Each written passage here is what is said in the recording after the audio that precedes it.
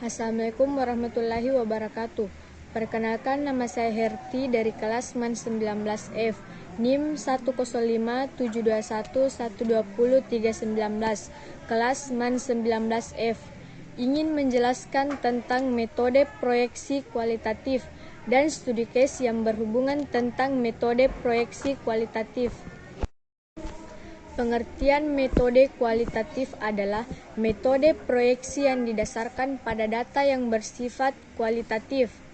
Hasil proyeksi yang didasarkan pada proyeksi kuantitatif akan menghasilkan proyeksi yang bersifat objektif, yang berarti bahwa nilai proyeksi tersebut tidak dapat diperdebatkan. Sedangkan proyeksi yang bersifat kualitatif adalah memberikan nilai proyeksi yang bersifat subjektif. Hal-hal yang menyebabkan dilakukannya proyeksi kualitatif adalah: yang pertama, data historis yang bersifat kualitatif tidak ada, disebabkan oleh karena bisnis tergolong masih baru atau belum pernah dilakukan sebelumnya, sehingga belum tersedia data historis. 2. Data kuantitatif historis yang ada tetapi pola datanya tergolong unik.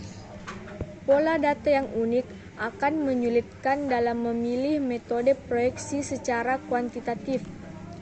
Pola data yang unik adalah pola data yang tidak memiliki pola yang jelas, sehingga sulit untuk diproyeksikan dengan alat analisis kuantitatif. Jenis-jenis metode proyeksi kuantitatif. Yang pertama, metode proyeksi subjektif adalah metode proyeksi yang hanya didasarkan atas penilaian subjektif pembuatannya. Metode proyeksi subjektif terdiri dari opini Dewan Eksekutif Perusahaan. Adalah merupakan metode proyeksi bisnis di mana para eksekutif perusahaan berkumpul untuk merumuskan nilai proyeksi. Dengan besarnya nilai proyeksi merupakan hasil keputusan bersama di antara para eksekutif perusahaan. Tidak semua anggota Dewan Eksekutif Perusahaan memiliki nilai proyeksi yang sama di antara yang satu dengan yang lain, disebabkan beberapa hal, yaitu: yang pertama, asumsi yang digunakan oleh masing-masing anggota eksekutif perusahaan berbeda. Kedua, tingkat pengalaman di lapangan masing-masing anggota eksekutif perusahaan berbeda. Ketiga, karakteristik kepribadian masing-masing anggota eksekutif perusahaan berbeda.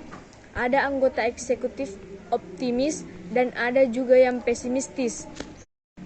Studi kasus. Mr. Johnston, manajer PT Jaya Prakosa, ingin memprediksi peluang penjualan untuk produk sepeda motor baru yang ia rancang. Ia berencana meluncurkan produk itu tahun depan. Untuk itu, ia perlu melakukan peramalan untuk mendapatkan gambaran potensi penjualan produknya itu. Ia menggunakan metode kualitatif dengan metode Delphi.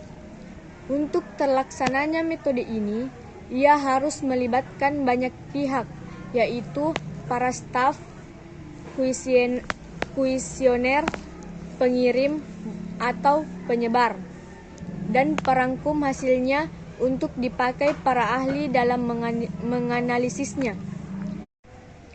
Pada metode peramalan ini, pada awalnya serangkaian kuesioner disebarkan kepada responden. Jawabannya kemudian diringkas dan diberikan kepada para ahli tren pasar untuk dibuat peramalannya. Setelah menunggu beberapa lama, para ahli memberikan hasil ramalannya kepada Mr. Johnston. Hasil peramalan menunjukkan bahwa produk yang akan ia luncurkan akan laku keras pada tahun peluncurannya. Metode Delphi ini memakan waktu namun memiliki keuntungan karena metode ini hasilnya lebih akurat dan lebih profesional karena melibatkan banyak ahli sehingga hasil peramalan diharapkan mendekati aktualnya. Sekian penjelasan dari saya. Assalamualaikum warahmatullahi wabarakatuh.